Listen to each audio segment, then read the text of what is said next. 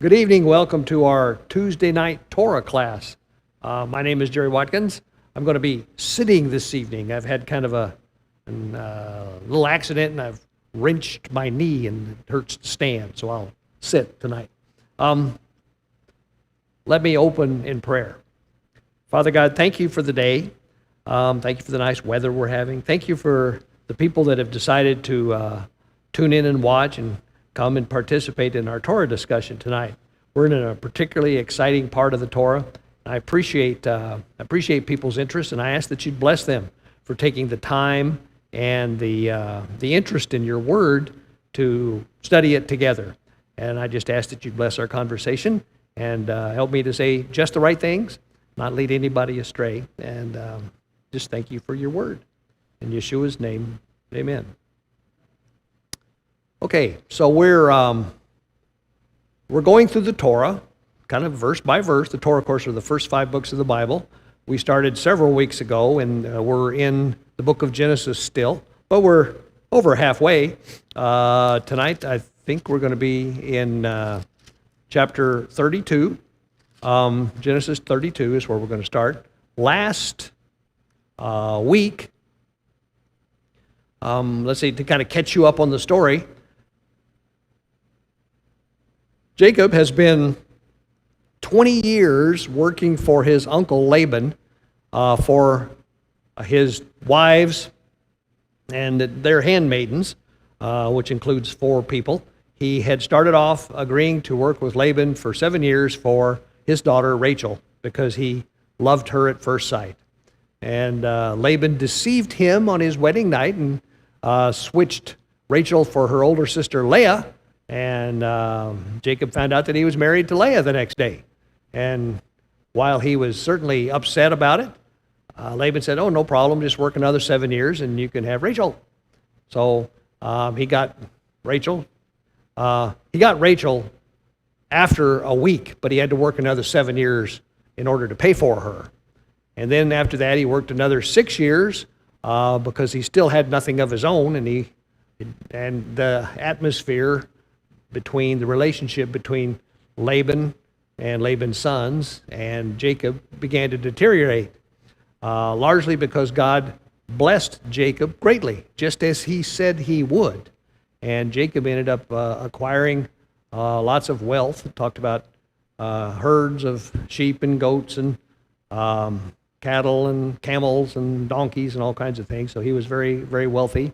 Now, Laban, of course, shared in this, but he got kind of greedy. Anyway, bottom line was Jacob, being Jacob, decided he'd better leave. He also heard from God, and God said it was time for him to go back home.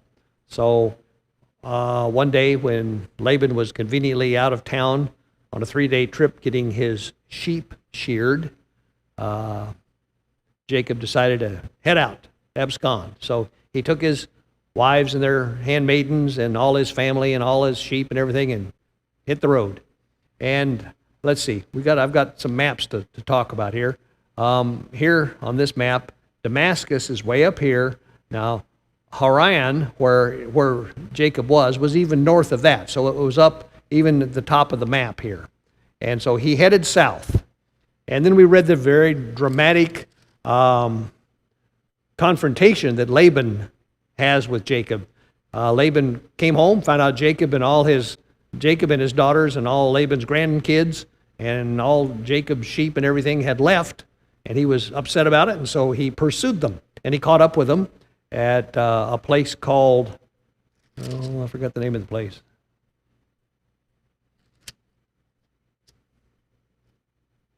Mizpah. Anyway, and they had it out. And Jacob finally got to say what he wanted to say. Laban accused Jacob of stealing his household idols.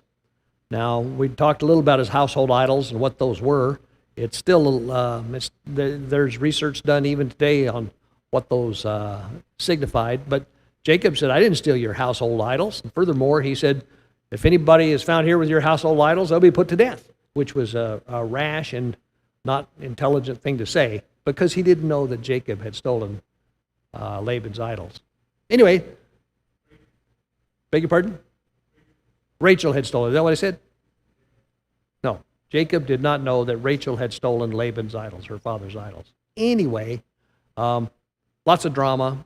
Finally, they kind of agreed to part ways with a handshake, even though neither one of them particularly liked or trusted the other.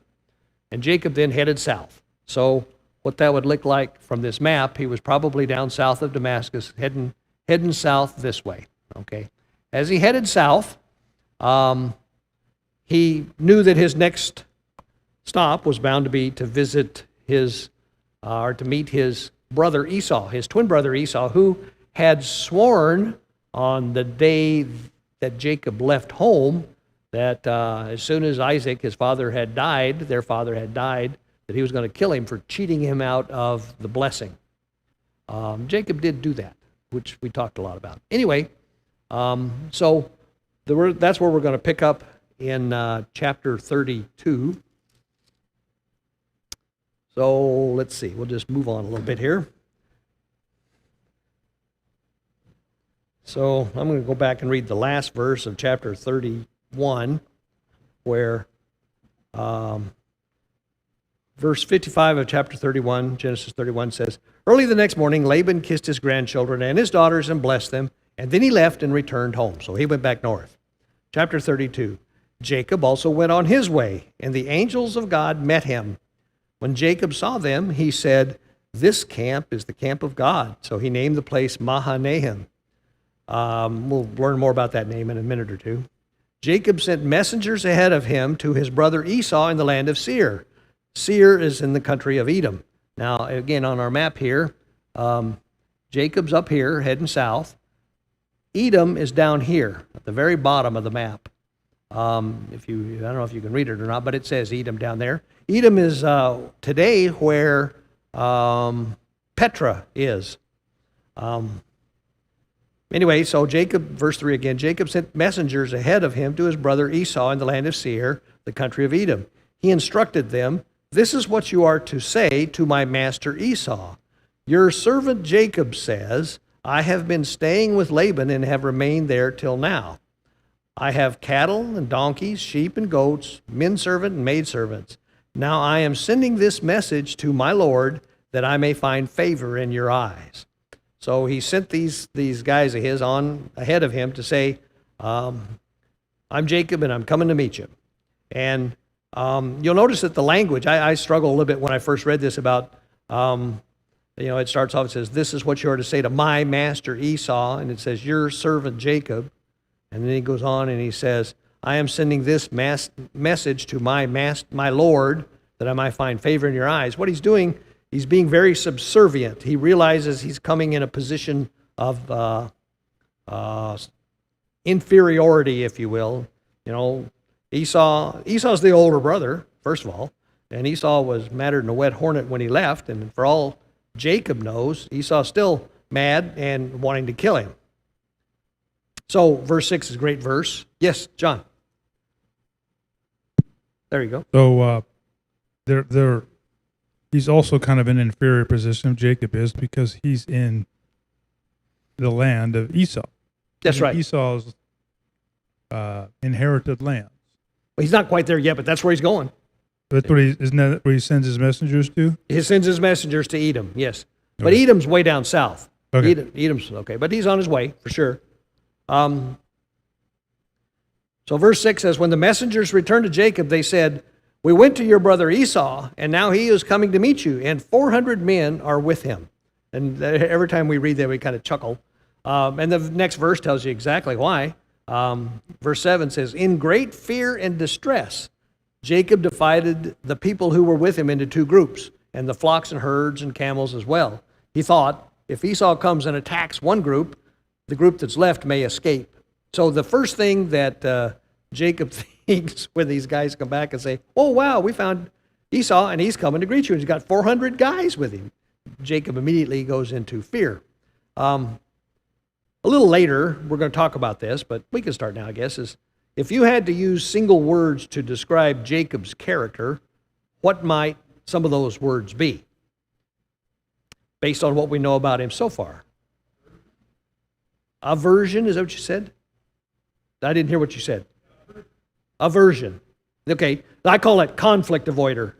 Right. Yeah, he wants to avoid conflict. He'd rather run away than avoid conflict, or than face a conflict. So that's one thing. He couldn't handle cognitive dissonance very well. Okay, yeah. But then another word that comes to my mind is fearfulness. I mean, right away he hears. I mean, he might have thought, well, maybe he's coming with 400 men because they want to have a big party for me. But no. It's definitely Not fear of God, fear of his brother. Yeah, fear of his brother. He's fearful. We'll see just tonight. We'll see another example of Jacob's fearfulness. Anyway, so verse 9. So you were Go going to ahead. talk about the name, Oh, or are you coming up to that? it comes up to it in a minute. Okay. I can't remember exactly where, but it's pretty soon here.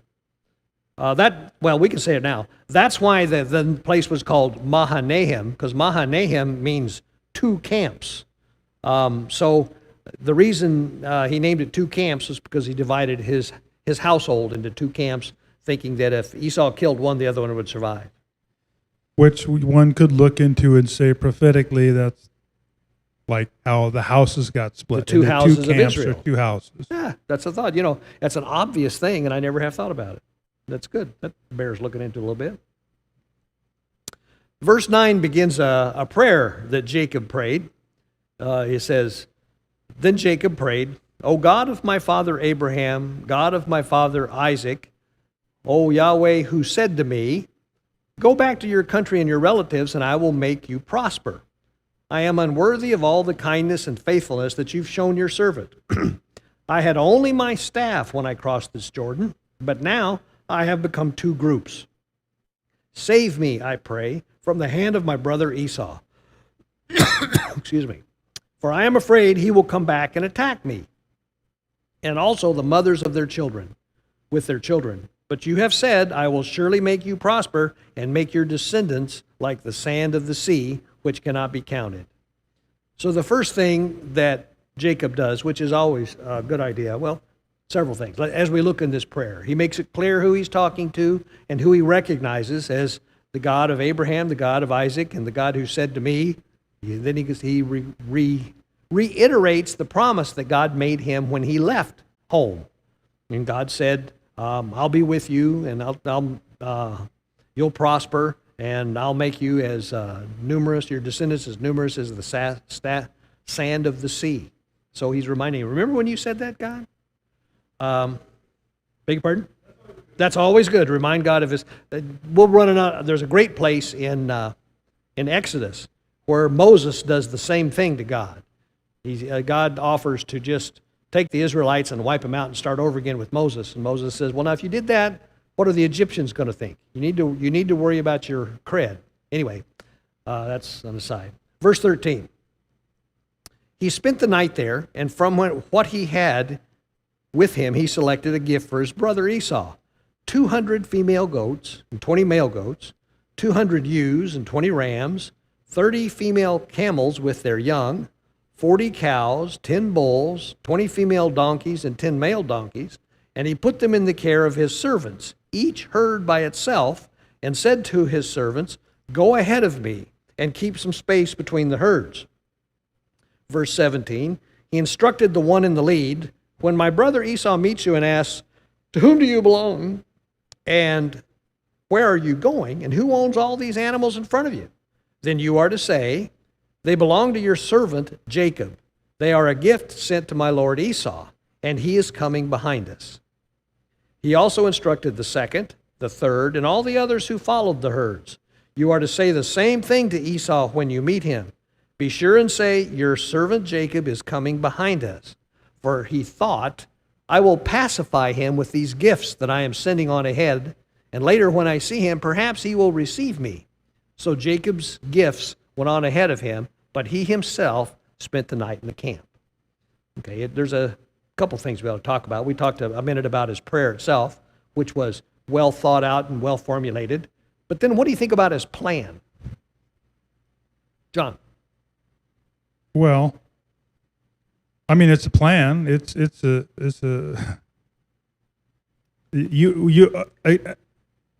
an innocent man, a man who wouldn't feel guilty about what he's done in his life, would never do this. Well, that's probably true. That's probably true. I mean, but on the other hand, a man that hadn't done it wouldn't have his brother out wanting to kill him either. What's that now? A man who hadn't done the things that Jacob did wouldn't have his brother out wanting to kill him. Right, but it's not as clear as that. I mean, he did a lot of things against his brother. He stole his coat. He did these terrible things to his father. What his sin was not giving him due process, to look at it from a legal term. Yeah.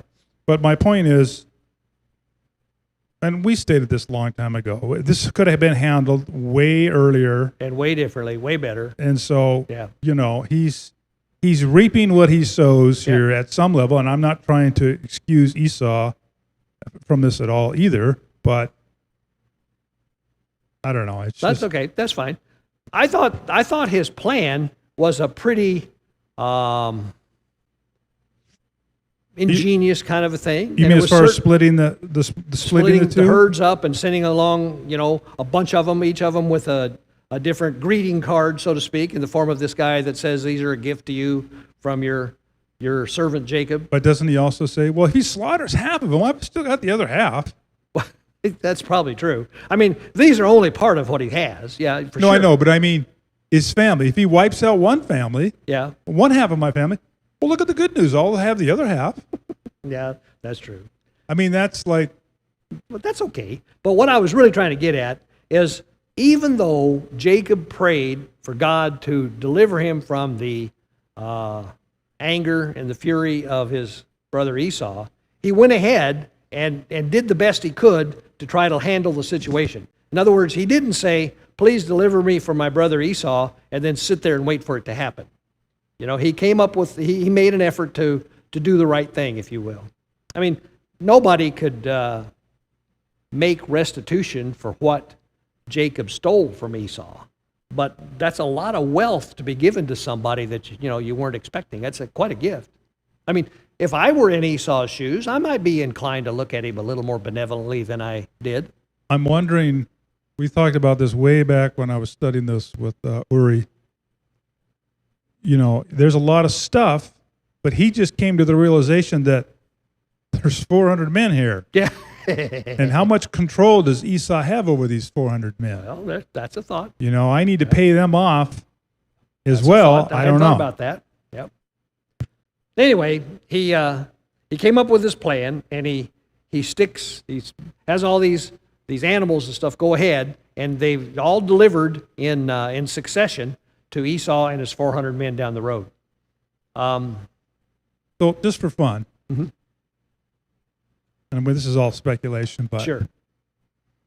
When there's two armies come together, they try to, if it's possible, let's have two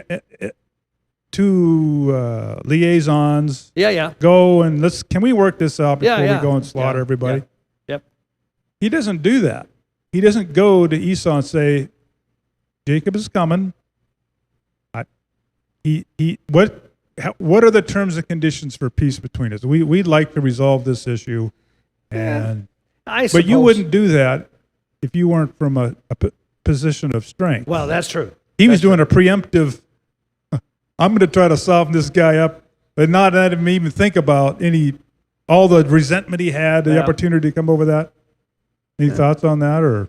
Well, no, I hadn't really thought about it. It occurs to me that this was an attempt to kind of come to some sort of an agreement. Well, but you were talking about all the stuff he gave him. Yeah. If he would have gone to Esau and said, let's sit down and have a meal let's sit down and discuss it, and you pay for the meal. How about that? I don't know. We don't know. Yeah. I agree. We don't have any idea what's really going on here, but we'll talk more about it because things get a little more difficult to understand as we move along. Anyway, all of this took place, I propose, essentially right around in here. Because right here is the Jabbok River. The Jabbok River flows from these hills here east of Israel, if you will, downhill into the Jordan River Valley. So right here is the Jabbok River. And we'll find out in a minute that, well, it says in verse 21, so Jacob's gifts went on ahead of him, but he himself spent the night in the camp. Now there's another place coming up about crossing the river. And so this is the river they're talking about, this Jabbok River. So that's where Jacob is doing his thing. And Esau and his guys are coming up from the south. I've been up there. That's very interesting land. It's not hard to move at a good clip up there. If you're down by the Dead Sea, it's really easy. If you're up on this plateau here, it's not bad, although there are occasional deep valleys you have to go into. But anyway, they're coming to meet each other. What else were I going to say? I guess that's about all. It's interesting, as a side note, it means nothing, but I always like it. It's interesting to note that as they come down here, they're quite high. This is probably, well, it says this little mountain here is 3,652 feet high, but this area down here is like 1,000 feet below sea level. So there's like 4,600 feet difference between this mountaintop and this river down here. And the Sea of Galilee right here, plus this entire river valley, plus the Dead Sea are all below sea level. So I always like to say if you put a garden hose in the Mediterranean Sea and went over here and sucked on it and started a siphon going, you could fill this whole thing and you could make it the Dead Sea of Galilee because it would all fill up with water. But anyway, that's a geographical aside. Moving right along. Verse 22, that night Jacob got up and took his 2 wives, his 2 maidservants, and his 11 sons, and crossed the ford of the Jabbok. That's why we know it's the Jabbok River. After he had sent them across the stream, he sent over all his possessions. So Jacob was left alone. So he was left alone on the north side of the Jabbok River, and all his wives and all his stuff was over on the south side. So Jacob was left alone, and a man wrestled with him till daybreak. When the man saw that he could not overpower him, he touched the socket of Jacob's hip so that his hip was wrenched, and he wrestled with the man. And then the man said, let me go, for it's daybreak. So, first of all, who is this man? If you look in many Bibles, it says, so Jacob was left alone, and a man wrestled with him. And that word man has got a capital M in it, which indicates that the translators felt like that was probably God or some incarnate form of God. Some people even think it might have been an pre-incarnate Yeshua. My personal guess is it was the character that we've seen 2 or 3 times they call the angel of the Lord, who I'm not sure who that is either, but it was some spiritual being. We've learned that they are often called watchers. That was one of God's emissaries, and he was wrestling with Jacob.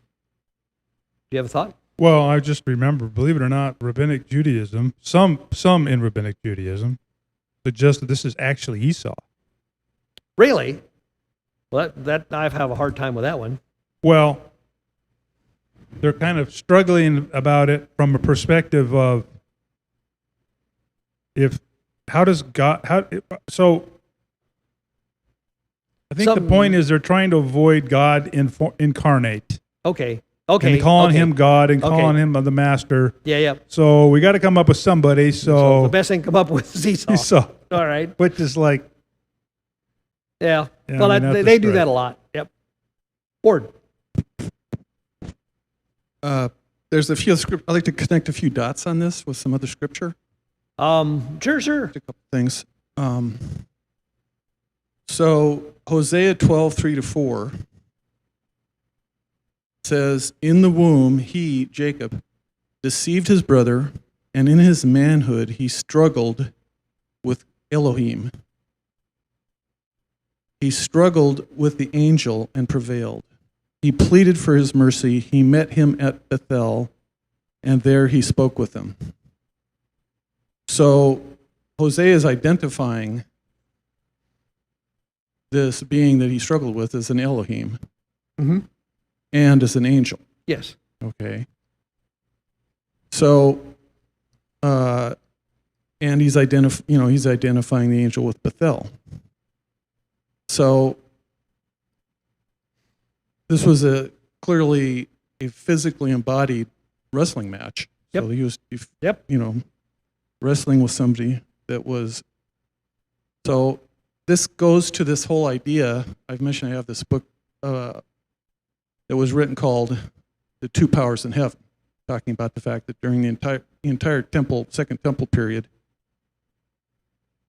they were looking at their scriptures, wondering who is this other, like you said, who is this other entity that we keep seeing, this other power that seems to be able to sit next to God and does things that Yahweh does. Yeah.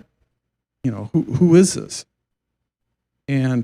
But Hosea is saying that he is an Elohim. This is an Elohim. Yeah. Then, which could also be, they're sometimes called sons of God. And like I say, my favorite term for that is watcher, right? And watcher is a term that's used in the book of Enoch and that I've gotten familiar with through Michael Heiser. But go ahead. Right. So if we look ahead a little bit, we'll look at this in the future, but for this purpose, I'd like to look at Genesis 48, where Jacob gives the blessing. Yep. And in 48:14, and Israel stretched out his right hand and put it on the head of Ephraim. Now he was the younger, and his left hand on the hand of Manasseh, crossing his hands, for Manasseh was the firstborn.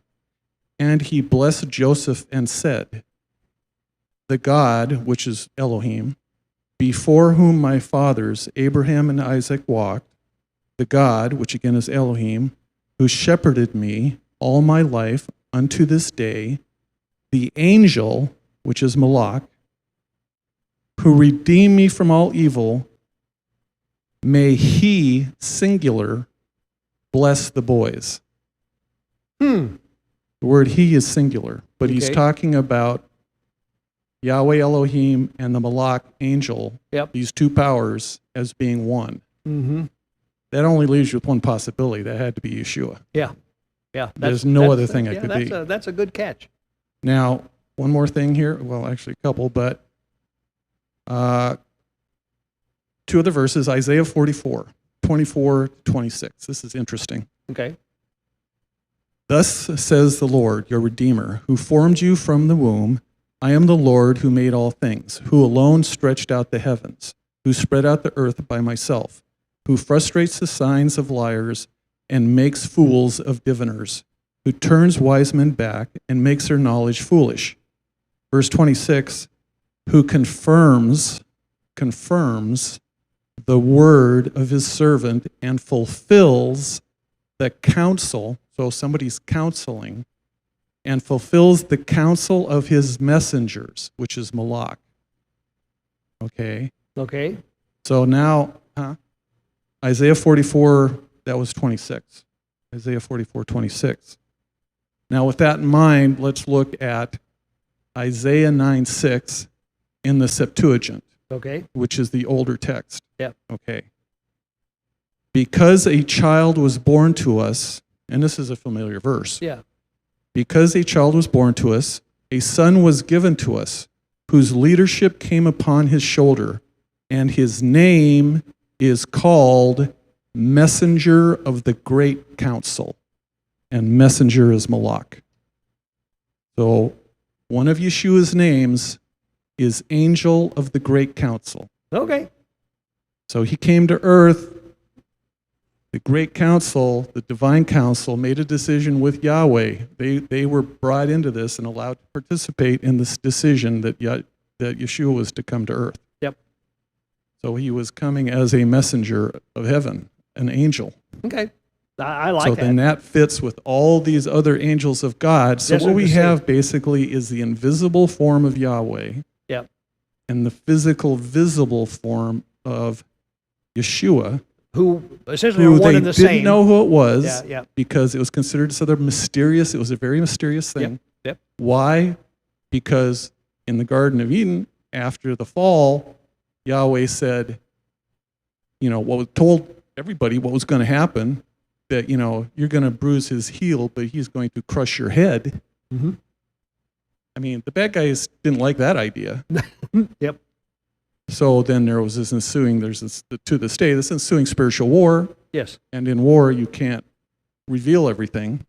You can't reveal all your plans and everything you're going to do to your enemy. Yeah. So that's why it wasn't revealed. It was left a mystery who the second power was, even though he was involved in doing things. It wasn't spelled out because, Yep. there was a war going on. Yep. I can see how all that fits together. And there's lots more, but Mhm. there's just there's just stuff all over the place on this. So you can get there a lot of different ways, but looking for the angel of God is one of them. Yep. Right. But that's good. So, pointing to the Yeshua as our who this is, there's an actually standalone Olav Tav in this verse 22 Oh, really? of the first chapter we're on. And he rose up that night and took his 2 wives and his 2 women servants and his 11 sons and passed over, standalone Olav Tav, the ford Jabbok. So that's right before 23 where we get into this. He's left alone with A man. Right. Yeah. All right. That's good. I like all that. Yeah. A couple other things. In John 10, Yeshua uses the psalm to defend his divinity, where it talks like Psalm 82, where it talks about the sons of God. Yep. And he's essentially telling the people he's arguing with, he's saying, in your own law, which that included the Psalms of Prophets, the whole thing. It was a general phrase they used for their scriptures.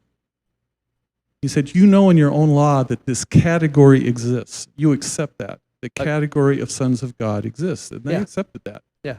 And so here I am showing you all these miracles, and I'm telling you I'm the Son of God. Yeah. And, the topic comes up, how could Jesus be the only divine Son when there were others? Well, the English translation, only begotten, was confused because they didn't fully understand the word meanings at the time the translations were made. Yep. And the Greek word translated monogenes is known now to not mean only begotten. It means, monos means only, and genao means one of a kind or unique. Unique. Yeah. They were looking at the wrong root when they originally were translating. So it's saying that, like, for instance, Isaac is called Abraham's monogenes because even though he had other sons. Yeah. But he was the covenant unique son. He was a one-of-a-kind, unique son in the same way that Yeshua was. Yep. Yeah. that's a kind firstborn? That's an error that has caused trouble in Christian, if you ask me, Christian theology for a long time. So he has one unique son. The firstborn is a unique son. Is that what you're suggesting? By that, I mean, right. Okay. He was the first because he's the creator. Everything was all the other sons of God were created beings that were created through Yeshua. Yeah. Right, but in earth, the son that matters is the firstborn son. Yep. Right. Who keeps his birthright. Yes. Yes. And that would make that's again Yeshua, right? So, right. Yeah. It's pretty interesting. I like that. This it's useful. Even this has always been a kind of a quagmire for me because it's difficult and it's hard to come up with a that's the answer kind of a deal. Although what you do is you look at the different possible things it could be and you end up working with a set of them that satisfy most of the occurrences, which is kind of, it's what you've done here. So I don't have any trouble with that at all. Yeah. Okay. Go ahead, but turn on the mic first. So are you kind of suggesting maybe that all this craziness that happened, are you fools? Why don't you just go there and make your case before Isaac and all this whole conflict wouldn't have ever occurred? Are you suggesting, I don't know the answer to this, that this kind of had to happen because this event was necessary, or I don't know? Well, that gets into that whole, predestination thing. And well, everything doesn't have to be predestined. There could be things where I mean, the way I square that peg is there are points on the timeline we're going to hit. Yes. How man gets there and how much God has to direct man to get there. I mean, this event could have happened 20 years ago, but I don't know. I'm just... Yeah, no, I know what I don't you're even saying. know if it's a necessary event. It's such a pivotal event that this, like, it was a marker in history where God had to intervene at this point. I don't know. Well, just throwing it out. It could be. It could also be that some sort, had he not done it, some sort of an equivalent event would have occurred, because this thing had to happen, if you will, right? Yeah, I kind of think so. Go ahead. Yeah, I believe Yahweh could have handled it no matter what happened. Yeah, no, He no can kidding. handle any situation. There's better ways and worse ways, but he can deal with it. Yeah. Oh, yeah. One other thing I wanted to point out was that during this whole time period, Psalm 82 and all these things we're looking at, Yahweh is the head of the divine council of these other sons. It's council. But if you remember back, what was that, a month ago when Mark did that message entitled Intense Holiness, and he was talking about all the things that happened at the resurrection. So another interesting thing about that is that when he resurrected at the resurrection, Yeshua becomes, not only does he inherit all this authority, he inherits he inherits the royal authority, he inherits judgeship, he inherits healing, he inherits all these things that had been given to the Elohim over the nations so that they could rule them and bring them back to Yahweh, and then they failed. Mm-hmm. Okay, so he got all that, but on top of that, he became the head of the divine council. Yeah. I mean, that he point sat down on- at the right hand, right? Right. Yeah. From then on, he was the head of the divine council. And then because of that, in Revelation, he says, now the other thing that happened, of course, is that we became adopted in at that point, so we became the sons of God. Mm-hmm.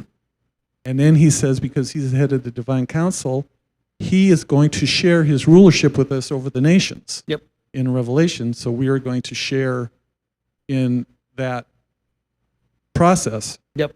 When it happens. Right. Yep. Yeah, I like that. I think that's a good plan, naturally, based on where we are. That's interesting. Well, let's go on, because this has got some other stuff in it that's kind of fun. Let's see. So, verse 24. So Jacob was left alone, and a man, who we talked about, wrestled with him till daybreak. When the man saw that he could not overpower him, he touched the socket of Jacob's hip, so that his hip was wrenched, and as he wrestled with the man. Then the man said, "Let me go, for it is daybreak." But Jacob replied, "I will not let you go unless you bless me." The man asked him, "What is your name?" "Jacob," he answered. And the man said, "Your name will no longer be Jacob, but Israel, because you have struggled with God and with men and have overcome." The word Israel means struggled with God and overcome. Jacob said, "Please tell me your name." But he replied, "Why do you ask my name?" And then he blessed him there. So Jacob called the place Peniel, saying, "It is because I saw God face to face, and yet my life was spared." The sun rose above him as he passed Peniel, and he was limping because of his hip.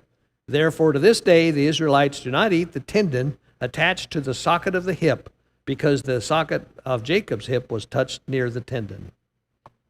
There's a lot of stuff here, some of which, of course, I don't have a clue about. But one of the things, it does kind of indicate that from Jacob's point of view, he recognizes the man as God, because he says basically in verse 30, so Jacob called the place Peniel, saying, "It was because I saw God face to face, and yet my life was spared." So he recognized the man as God. Israel, I was struck by the fact that Israel, it does mean, you can jockey things around and have it mean different things, but it definitely means struggles with God and prevailed. But here we have, this event theoretically happened, what would it be? 4,000, 3,800, 3,500 years ago, something like that. The writing of this event, this text right here, is at least 3,000 years old. You can prove that pretty well. And yet here we are, let's just say 3,000 years later, and we still have the name Israel. As a matter of fact, it applies to a country that's located pretty much exactly where this story happened, right? And it's unbelievable when you think about the amount of time we're talking about, that we could have a map up here. This is a modern day map, and we can look on it and find places like the Jabbok River and things like that, and they're still there, and it has Israel on it, and all of these landmarks that are spoken about in this 3,000-year-old piece of text still hang together. You can't find anything else like that anywhere on earth. I think that's pretty amazing. Sometimes just reflecting on that makes me kind of excited. So, he struggles with God, and what does he say? The man says, "Let me go, for it's daybreak." So God, if you will, says, "Let me go, for it is daybreak." And Jacob says, "I will not let you go unless you bless me." So what does that say about Jacob's attitude toward God? Persistent. I think the correct term is apprehend. He wants to apprehend him. He will not take no for an answer. He's going to persist in this because he wants the blessing. Now, and you can see that. I mean, my gosh, he lied to his father and he ruined his life in order to get the blessing. So you could argue a lot about his understanding of God's economy and the way God runs things, or the way God would like us to behave, and his actions. But you can't fault him for what he wanted. You can't fault him for his desire to have God's blessing. So, because he says there in verse 26, "I will not let you go unless you bless me." So the man asks him, "What's your name?" And he says, "Jacob." The man says, "Your name will no longer be Jacob, but Israel." Another hint that the man is God. Who goes around changing people's names? I mean, God does that, right? God told Abram his name was no longer Abraham, but Abraham, father of nations. So God's the person that changes names, and so Jacob's name was changed to Israel because it describes what he does. Your name will no longer be Jacob, but Israel, because you have struggled with God and with men and have overcome. And so Jacob says, "Tell me your name." He wants to get to the bottom of this. Who is this? Who is this masked man? Who is this guy? And and the man, whoever you want to think of him as, the man says, "Why do you ask me my name?" And then he blessed him. And Jacob called the place Peniel. Didn't tell him his name, by the way. And I think, was it you, John, that said he didn't want to tell him his name, because then the adversary who's watching all of this could figure out what's going on. We don't want that. I was There's Ward. Okay. So I'm just thinking again of all the things that happened in darkness. He was blinded. The whole problem started because Isaac was blind, right? Okay. And then we talked about how the marriage was intended for one, and it ended up being with Leah. That happened when he was blinded by that. That's a good point. And now we're kind of blinded to the identity of who this man is. Yeah. You ever watch the big time wrestling, and I think it's like they have a Mexican guy who's one of the wrestlers, and he always had his hood over his head. Yeah. I don't know why I thought of that. I don't know. That's pretty connections, John, just connections. We can move on. Chapter 33. Jacob looked up, and there was Esau coming with his 400 men. So he divided the children among Leah, Rachel, and the two maidservants. He put the maidservants and their children up front, Leah and her children next, and Rachel and Joseph in the rear. And he himself went on ahead and bowed down to the ground 7 times as he approached his brother. Do you notice anything interesting about the order in which he placed his family? Yes. Well, it seems to me he had a quick, what do they say, the first victim of a battle is the battle plan? Yeah. Okay. Well, his original plan, if you go back, as I recall, But it has two groups. I'm going to have them, I'm going to have them go first, Yeah. Yeah. and then I'll come back. Yeah. I'll go through. Good point. He's just sort of like, no, I'm going to man up and run up in front of all this stuff and deal with this. Yeah. That's an interesting point. I wonder why he changed his plan. But did you saying he changed the order as far as? No, I didn't say he changed it. I just said, do you notice anything interesting about the order? Who does he stick up there first in the most vulnerable position other than him? Leah and Rachel into the hand. The first people to encounter Esau would be the maidservants. The handmaids. Yeah, and then the next one would be Leah. And the one that would be theoretically the safest would be Rachel and Joseph. So when the tribes are laid out, I'm looking at Rachel, the ones that leave the last, the rear guard, with Judah being the spear, Yes. is Ephraim, Manasseh, and Benjamin. Are those the last ones? I don't recall, but All the descendants of Rachel, all the sons of Rachel. Interesting. or grandchildren, and the Yes. two grandchildren, and then the Son. son Benjamin. Let's go on. Verse 4. But Esau ran to meet Jacob and embraced him. He threw his arms around his neck and he kissed him, and they wept. And then Esau looked up and saw the women and children. Who are these with you? He asked. And Jacob answered, they are the children that God has graciously given to your servant. Then the maidservants and their children approached and bowed down. Next, Leah and her children came and bowed down. And last of all came Joseph and Rachel, and they too bowed down. What did you mean by all these droves I met? To find favor in your eyes, my lord. And he said, but Esau said, I already have plenty, my brother. Keep what you have for yourself. Let's stop there just for a minute and go back and talk about this. There has been lots and lots of analysis done of verse 4. 4. Verse 4. But Esau ran to meet Jacob and embraced him.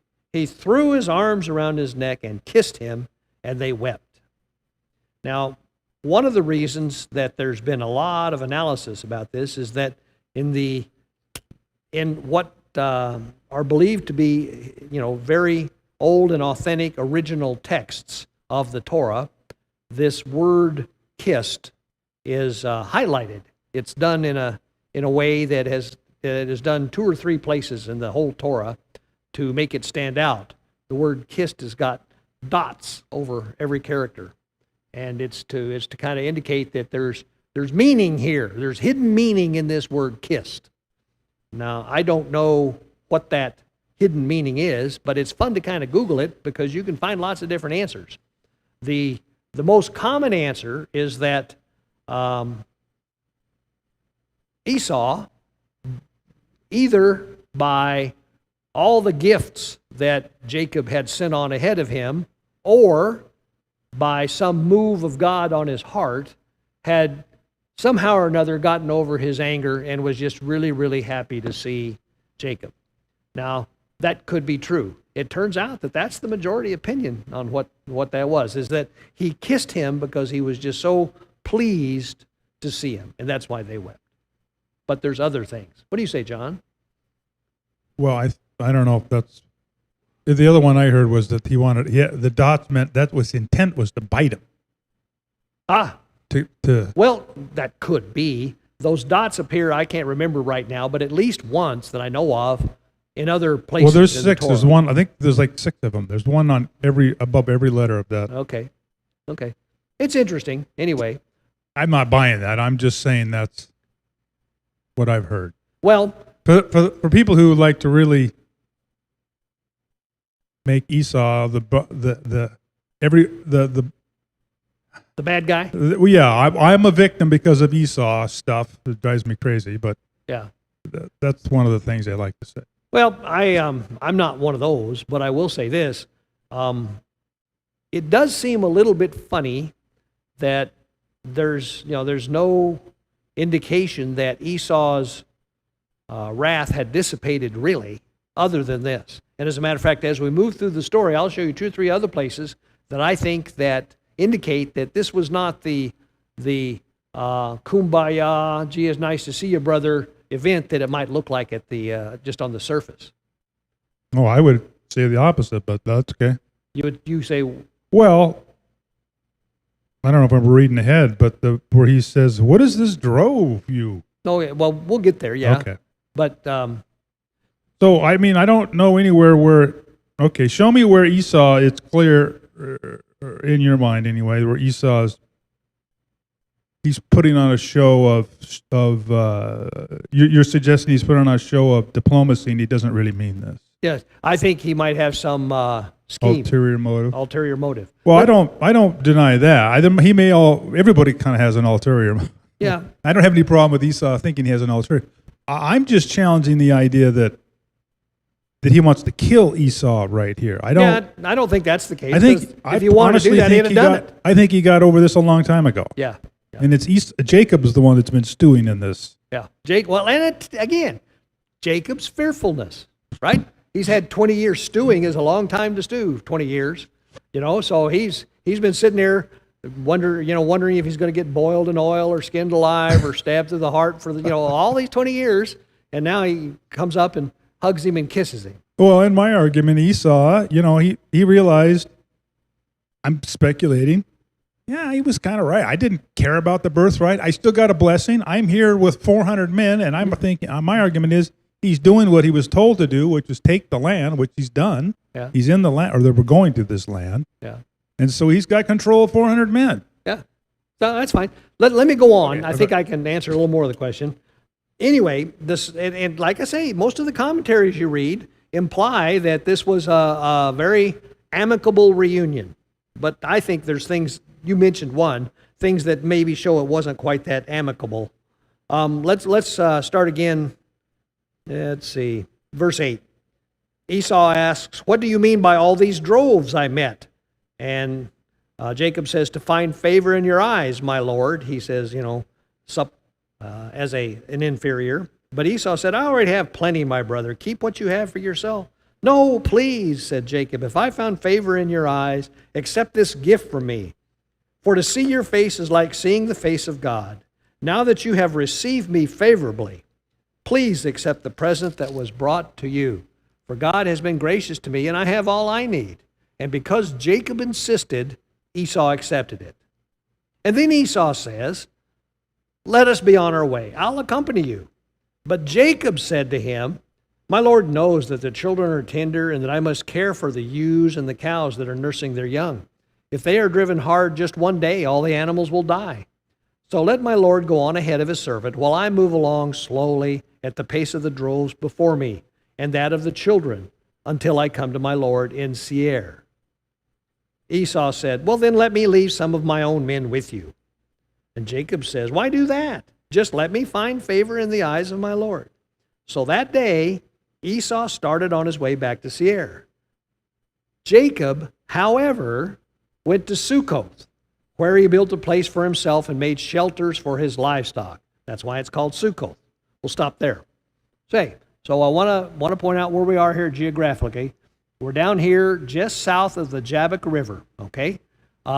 Esau has come with his 400 men from Edom, which is down here. So he comes up this way, and they meet and have their big reunion right here. So this is all going on right here. So they have this little conversation where Esau says, "Well, I'll come with you. We'll travel along together." And Jacob says, No, I'll go way too slow for you. So why don't you go on ahead? And Esau says, "Well, okay, then I'll leave some of my men here with you." Jacob says, No, why do that? You go ahead, and I'll just meet you when I get to Seir, implying, pretty much making him think he's going to go due south down to Edom and meet him. But verse 17 says, Jacob, however, went to Sukkoth. Sukkoth is over here by Shechem. Here's Shechem. So what he did was he just went directly west. Instead of going down to Seir where Edom was, where Esau was, he went the other way. Well, let's back up a little bit. Okay. God wants him to go where? God wants him to go back to Bethel. We got 3 places. Okay. Shechem is. So here's Bethel, somewhere down in here. Sukkot or Bethel. Shechem? Bethel Or is Shechem there. and Sukkot are the Shechem same is thing? there. Sukkoth is near Shechem. Okay. That's the land that he bought near Shechem. Okay. But he's right across from Shechem here because here's the Jabbok River. So Right. it wasn't far. It's probably no more than a day or two to get from south of the Jabbok River over to Shechem. So my immediate response is he's fibbing Esau, or his intent is. Yes. Is that right? Yes. I mean, He is good old Jacob. He's intentionally misleading Esau. well, He says, I'll meet you down in Seir. And he doesn't go. right, because, and he doesn't trust him. I think that's reasonable. Yep. He still have this fear, regardless of how things are going now. It's Yep. like, it's, if you're with somebody and you're like, yeah, you kind of laid them, so we'll be over there in a little bit. Well, and you'd have no intention of going there. Because you don't want to meet up with the guy. It's kind of like that. right. So that's kind of a Jacob problem, not really an Esau problem. No, it's not Esau at all. Okay. It's not Esau at all. All I'm trying to do is point out that this kissing and weeping and stuff is more for show than it is reality. Well, I got to believe at the end of the day, literally at the end of the day, the weight that came off Jacob's shoulders, my God, 20 years of... I'm not dead. Wow. I met my brother and his 400 men. I got to live to tell about it. And all my children. Yeah. So Jacob is clearly relieved. He's clearly relieved. Well, There's an interesting, I had a thought about this. I thought, I wonder if Jacob and Esau ever met again. And the answer is, there's no record of it in the text until the funeral. Isaac dies. Right. When Isaac dies, Jacob and Esau bury him in the tomb at Machpelah. And it appears to be, if I recall, Amicable. an amicable encounter. There was There no is conflict. there's no, let's see, I got to put, there's no description of the reunion at all. There's just It happened. the He was statement there. that his sons Esau and Jacob buried him at Machpelah, is all it says. So can we back up to Yes, this? yeah, that's fine.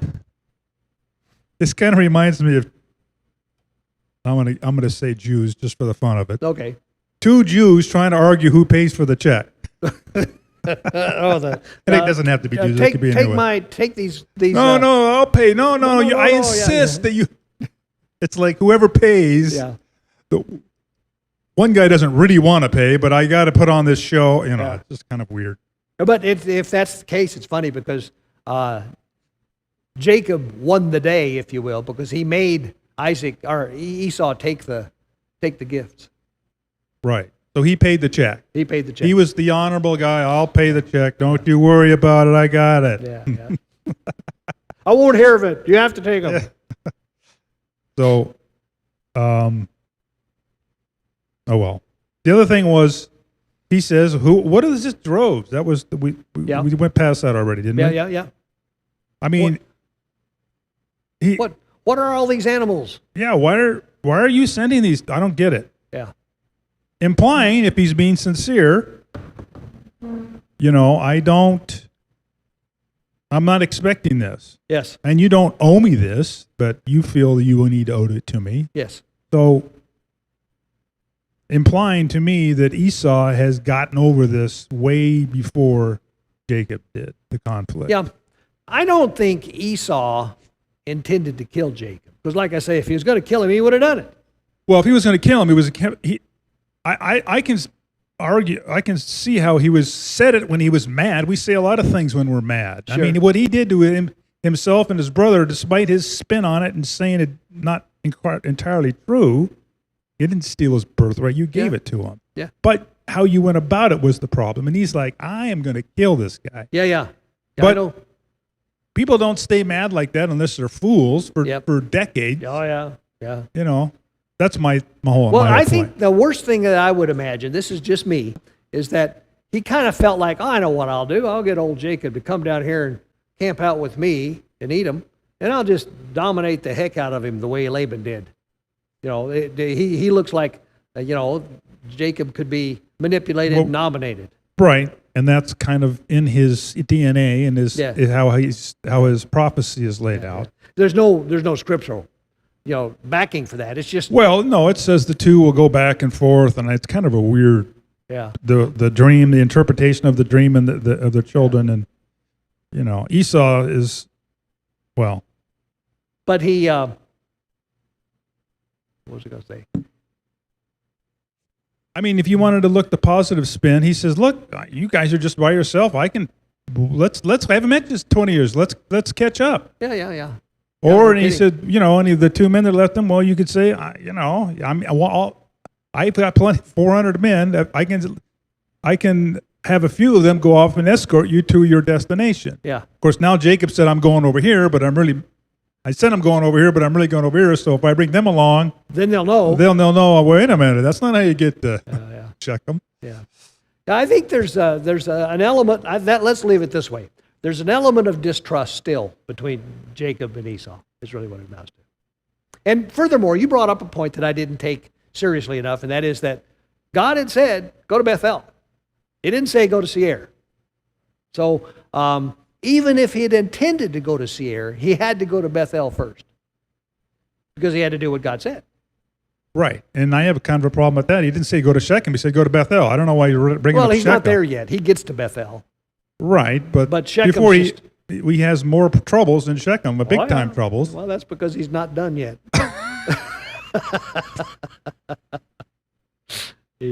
Poor old Jacob. 136 years old, and they've all been hard.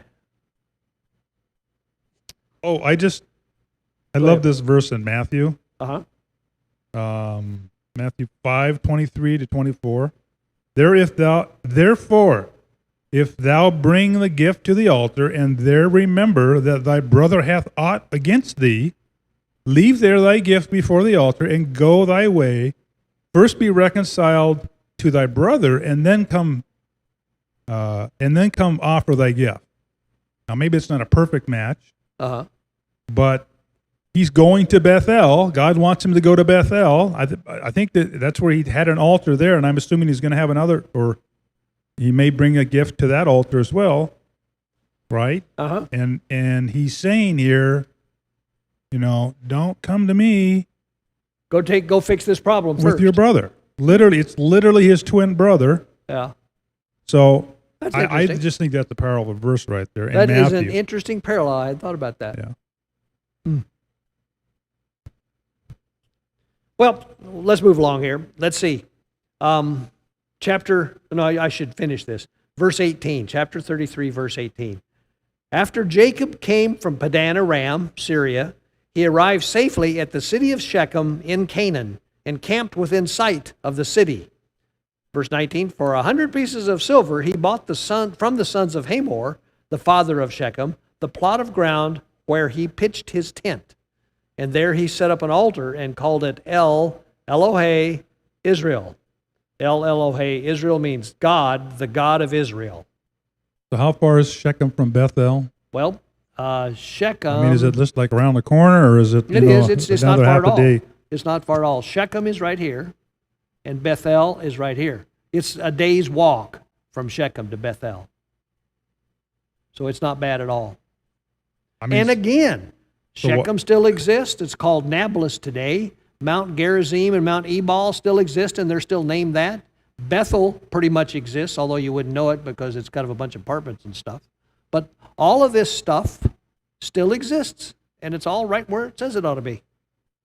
I just don't understand why he doesn't just go right on to, Bethel? instead Well, he of- wanted to, maybe his sheep, I don't know, maybe they weren't getting enough water and feed, because that Shechem is on a kind of a river, and it's a pretty nice place, really. And he may have wanted to camp there for a while and get his sheep, Recharged. his flocks back in order. I don't know. But obviously, as you point out, bad news in Shechem. It wasn't a good thing to do. He would have done far better if he'd just gone to Bethel. I'll put it that way. So that's the teaser for next week. But no, we still got time, so we'll look at it now. Chapter 34. Let's start that and see how far we get. We may get all the way through it. Now, I don't know whether you pronounce it Dina or Dinah. Dinah Shore pronounces it Dinah, but I think the Hebrews would pronounce it Dina. So chapter 34, Dina, the daughter of Leah, the daughter Leah had borne to Jacob, went out to visit the women of the land. And when Shechem, the son of Hamor, who's the king of the Hivite, the ruler of that area, saw her, he took her and violated her. His heart was drawn to Dinah, the daughter of Jacob, and he loved the girl and spoke tenderly to her. And Shechem said to his father Hamor, "Get me this girl as my wife." When Jacob heard that his daughter Dinah had been defiled, his sons were in the fields with his livestock, so he kept quiet about it until they came home.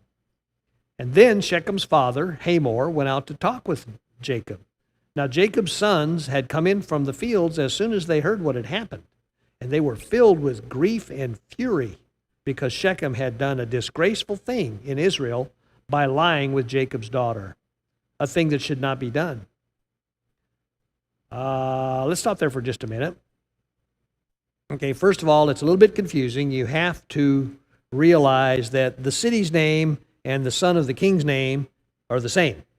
So Shechem is the name of the son of the ruler of the city of Shechem, and his name, the ruler is named Hamor. So these, the Israelites, Jacob and his cohorts, his family, are camped out within viewing distance of Shechem, and they're down there tending their sheep, and they had a plot of ground down there, and they went up and bought it. It says they paid 400 pieces or 100 pieces of silver for this hunk of ground so that they could pitch his tent and water their sheep and whatever. So they're kind of squatters, if you will. The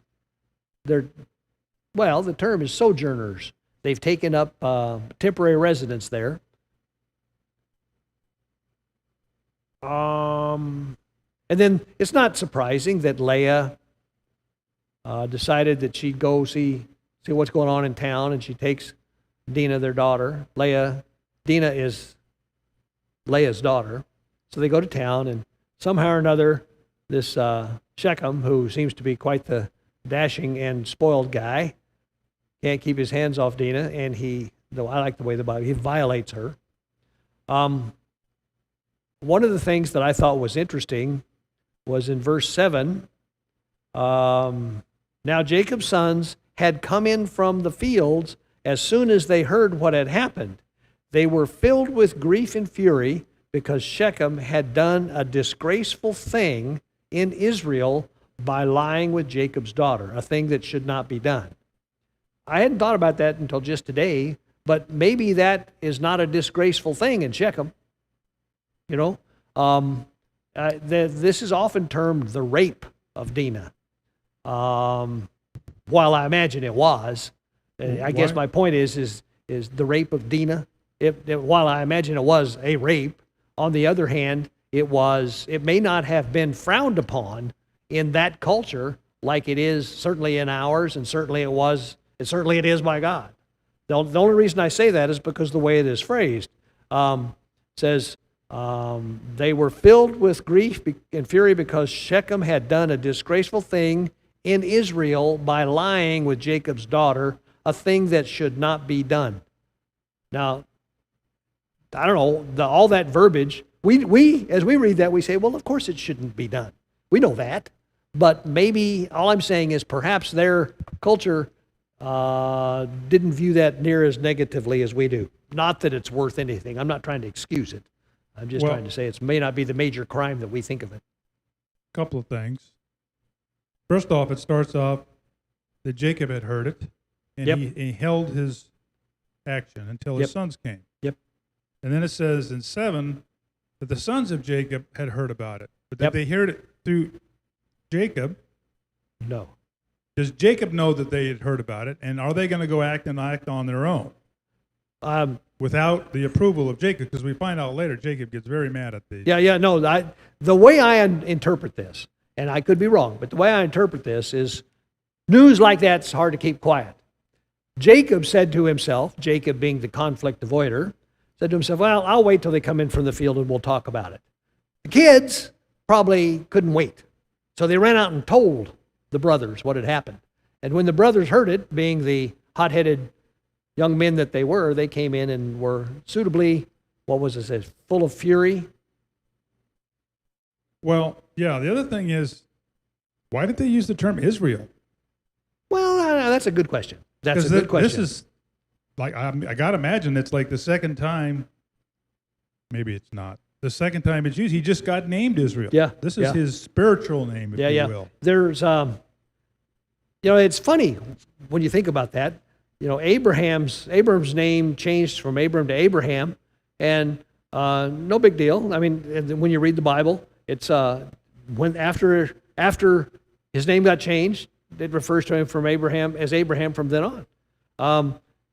Jacob's name gets changed to Israel, and it goes back and forth between Israel and Jacob and Israel and Jacob, and I've seen a lot of people make some significance out of that. And there may be some, but I have not seen anything that's really captured my imagination. Well, one of the things is when you're talking spiritual Israel, you're talking kind of in a spiritual realm, or I would say a spiritual covenant between Israel or man and God. And when you're talking Jacob, it's more of an earthly thing, the things that are going on in earth and whatever legal affairs here. But here, they're if that's true, then the sons are quoting, they're getting all biblical. We're getting all Levitical up in here. Yeah, and they don't even have. Yeah, you're right. That doesn't fit. And they say, this is not acceptable In Israel. And yet, if you're going to say that, well, don't you have to honor your father, or at least go honor your oldest brother, who is Reuben isn't even involved in any of this. I'm assuming they're not. He's not. No. He's the oldest brother. They don't go to him. They don't go to Jacob. Yep. So I don't know. I just found that interesting. Yeah. It is kind of interesting. Anyway, let's go on with the story. But Hamor said to them, "My son Shechem has his heart set on your daughter. Please give her to him as his wife. Intermarry with us. Give us your daughters and take our daughters for yourselves. You can settle among us. The land is open to you. Live in it, trade in it, and acquire property in it." Then Shechem said to Dinah's father and brothers, "Let me find favor in your eyes, and I will give you whatever you ask. Make the price for the bride and the gift I am to bring as great as you like, and I'll pay whatever you ask me. Only give me the girl as my wife." Boy, he's got it bad, doesn't he?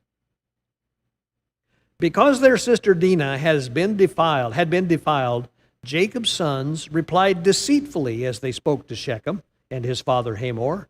They said to them, "We can't do such a thing. We can't give our sister to a man who is not circumcised. That would be a disgrace to us. We will give our consent to you on one condition only, that you become like us by circumcising all your males. And then we will give you our daughters, and take your daughters for ourselves. We'll settle among you and become one people with you. But if you will not agree to be circumcised, then we'll take our sister and go." Now, in my opinion, they hadn't tried this out on Jacob. I don't even know if they didn't just invent it right then. But it says they spoke deceitfully. That's because we know the rest of the story. But I think they almost dreamed this up on the fly. That's my opinion. Yeah, no, it makes sense, because if Jacob agreed to all this, then he can't why get mad was he later. so angry with them later on? Yeah. Or else they didn't tell him that part of the plan. Yeah. But even then, that's not. I don't think. I don't think Jacob that would doesn't go sound along like with something this at all. Jacob would do. Right. As a matter of fact, because God wouldn't want that to happen. It's kind of interesting here. The deception again is back to the marriage. It involves a marriage, and they're being deceitful, and they come up with, well, our custom is this. And Laban said, well, our custom is I have to marry the firstborn daughter first. So I think I was a little deceptive, but that's just custom overrules me being deceptive. What can I do? Yeah. What can I do? Yeah, right. So, verse 18. Their proposal seemed good to Hamor and his son Shechem. Boy, I can't imagine that, but evidently. The young man, who was the most honored of all his family's household, lost no time in doing what they said, because he was delighted with Jacob's daughter. So Hamor and his son Shechem went to the gate of the city to speak to their fellow townsmen. "These men are friendly with us," they said. "Let them live in our land and trade in it. The land has plenty of room for them. We can marry their daughters, and they can marry ours. But the men will consent to live with us as one people only on the condition that our males be circumcised as they themselves are. Won't their livestock become our property? And won't their other animals become ours? So let us give our consent to them, and they will settle among us. Now that would not have convinced me. So they're like, wow, so we're going to get all their stuff. They seem to be blessed. Oh, by the way, what is this circumcision you speak of? I don't understand what that means. What do we do? Oh, did I not mention? How's that work? Verse 24. So they're being, this implies that they're being deceptive too, right? Well, you mean we'll have their cattle and you know. Well, they're trying to point out the positive aspects of joining the two people groups. Yeah, I thought they'll become homogeneous. I mean, you know, if you just kind of looked at it from God's perspective, notwithstanding his rules, he doesn't want this. You know, he doesn't want his people to be diluted with these guys. Oh no, I know that. But Yeah. Hamor and Shechem the son are trying to sell the people of Shechem.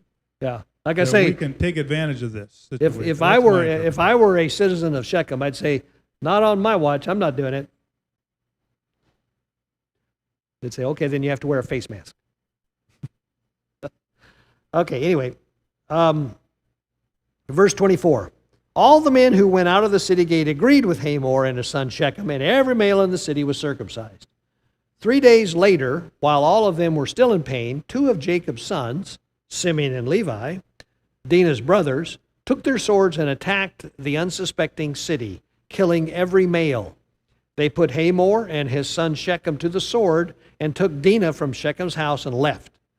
The sons of Jacob came upon the dead bodies and looted the city where their sister had been defiled. They seized their flocks and herds and donkeys and everything else of theirs in the city and out in the fields. They carried off all their wealth and all their women and children, taking as plunder everything in the houses. Verse 30. And then Jacob said to Simeon and Levi, you have brought trouble on me by making me a stench to the Canaanites and the Perizzites, the people living in this land. We are few in number, and if they join forces against me and attack me, I and my household will be destroyed. But they replied, should he have treated our sister as a prostitute?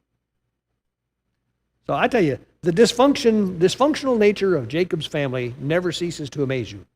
I mean, these guys go from bad to worse. Doesn't it sound like what's going on now with the rioters and all that stuff? We'll just trash the place. Well, we won't, at least they're not stupid enough to trash it. They just steal everything. Yeah. But it's just like, you know, so disgraceful. It's like, these are our kinfolk here. Yeah. Well, I can see that Jacob, I mean, if I were Jacob, and knowing of Jacob what I do know, fearful and conflict avoider, this is the last thing he would have wanted. Well, this is a legitimate fear, if you ask me. Oh, yeah. I mean, yeah. Oh, those are the sons of peace. Yeah, right. Yeah. They just nuked my city, you know, the neighbor over there. Yeah. You don't think that word's going to get around? And you know, they killed the goose that laid the golden egg, the echo blessing. If you go way back to Genesis 12, I will bless those who bless you and curse those who curse you. Yeah. To get the blessing, they have to go through those who bless them. Yeah. So who's going to want to get involved with these guys at all? Yeah. So they're not going to be blessed. I think this actually is the reason why ultimately there was a famine in the land. Because these guys, the nation of Israel, who's supposed to be this priestly nation to everybody else, it's supposed to, you know, bring all those wonderful things that God wants to give to man, they just blew it here. It's big time. Oh, yeah.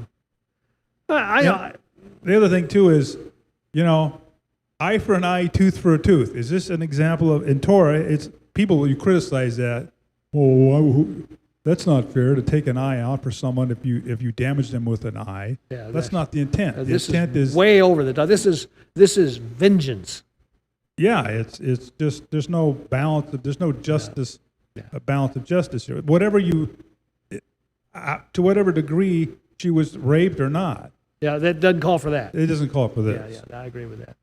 Although, you know, the one thing it does do for me is it gives a little insight into the like I say, the dysfunctional nature of Jacob's family. Man, if nothing else, it's an example of why polygamy is a bad idea. Because even though Jacob made no secrets about who his favorite wife was and all this kind of stuff, it was clear to everybody what was going on, and every one of those kids, every one of the sons, was going to have some sort of a chip on their shoulder, except Joseph, who was going to feel kind of special, if you will. Yeah, I'm sure there's an element of that, but I think I'm speculating. But I think that Jacob is so running around trying to, work 60 hours a week to make Laban keep him happy, that he doesn't have time to raise his children in a good way. Well, he just kind of okay, fine. And his nature is conflict avoidance anyway. He doesn't want to discipline his children because that's just the way he is. Yeah, so your son is acting up. Well, you handle that. Yeah. Yeah. So. Yeah. Well, there is no indication. One of the things you kind of get the impression of is because of Rachel's relationship with Jacob and because of Jacob's love for Joseph. He just must have doted on that guy. Well, we got the coat example, but then he must have spent all of his time teaching Joseph about God because there's no indication he taught any of the others. Right, and he calls him his son in his old age. I kind of think that's what that's indicating. Yeah. That finally he says, looking back at my messed up life, here's where I went wrong, son Joseph, who's still young enough to don't do this. To not make a bunch of mistakes before me. Yeah. Jacob is he's a sad character, I think. And it's really, again, you can think a lot about this. It's instructive for me to think of God choosing him, knowing the obvious character flaws he has, and yet saying, well, I'm going to make you I'm going to name my whole country after you, the whole nation. And it's going to last for 3,000 years or better, and it's all going to have your name on it. Well, it's the same thing, reminding over and over again. The whole Passover is to remind them. It's a reminder of freedom, but it's really also a reminder that they lost freedom, that God had to intervene for them because they screwed up. Yeah, that's a good point. You learn from your mistakes, and this guy's got volumes of it, and the rest compared to the rest of the writings in the Torah, and so we learn from those. Yeah, I remember as we were looking at Abraham's life, there were two potential mistakes, at least two, that come to mind immediately. Whenever that first famine occurred in Egypt, it says he went down to Egypt and introduced Sarah as his sister. And that led to a bad situation that God had to rescue him from. And the second one was when Sarah said, well, I don't seem to be able to conceive. Why don't you go into Hagar and have a son by him? And although God seemed to be okay with that, if you will, that was also a bad idea. And God had to kind of rescue him, if you will, to some degree. So, but those pale in comparison to this stuff. Jacob is just, man alive, poor guy. He takes trouble to 11. Yeah, he takes trouble. Yeah, no kidding. Well, I think I'll quit there. Oh, one last thing, I guess. Whenever he gets really mad at him there in verse 30 and says, now, if any of these cities around here hear what we've done, they'll join forces. They'll just come wipe us out. And the apologetic response of his sons was, should we have just treated our sister like a prostitute? No, Hamor, Shechem, have treated our sister like a prostitute. So he's basically, they showed no remorse or repentance whatsoever. This was, in their minds, this is what should have been done. I wonder what Dinah's, because we don't really know how much of this was rape and how much was. Well, yeah, but she was with her mother, so you can't imagine her being too. Well, they just, if they were going to be, if she interpret that to be her husband, as weird as that may sound, they just killed her husband. Yeah. Well, as far as the brothers were concerned, they didn't care. Vengeance was more important than Dinah's happiness. Yeah, I have more speculation that these guys dropped the ball for whatever reason, not watching over their Yeah. sister. Well, now I you don't know. remember, That's as speculation. this is always, we do this because we know how the story ends, right? But you remember these two guys were excluded from the blessings at the end because of this. Right? Yeah. So this was their undoing. We haven't got to Reuben's undoing yet, but we will. Yeah. You have to have a lot of sons to to reflect all the bad times. Yeah. I think we'll quit here. All right. Got any final comments? Well, let's see. Let me look out over the audience. No, I don't see. So, Well, right. Is it right after? Is the next chapter Judah goes down to? Is it the story of Judah? No. That's No, after Joseph. no, that's after Joseph. Yeah. So they're going to go what? Well, I'm just tying it back to we talked about last week where they go to Bethel. Yes. That coming up, and they ditch the idols, right? Yes. That's kind of. Yeah. Well, we have some. This is a very important part, and like I say, if you ask someone, what's the most important character? Who's the most important character in the book of Genesis? It's Jacob. It's Israel. But you got to kind of figure that out. Anyway, let me close in prayer. Father God, thank you for the evening. Thank you for the story. Thank you for the things that we can learn about it. Thank you that you put things in here that are fun to search out, even though some of them we can't answer. Thank you that it makes us think. Thank you that you've made them not sit around, you've kept them alive and safe for 3,500 years, and that they still mean something. Thank you that your Torah, which is really your teaching and instruction, relies a lot on these stories, and that we should reflect on them and reflect on how they impact us and how we should live our life based on what we see here. Certainly, lots of negative examples are good things. Positive examples are too. We'll get some of those. So anyway, keep us safe until we meet next week, and thank you for your Torah. In Yeshua's name, amen. Thank Okay, you, Jerry. sure. Good night.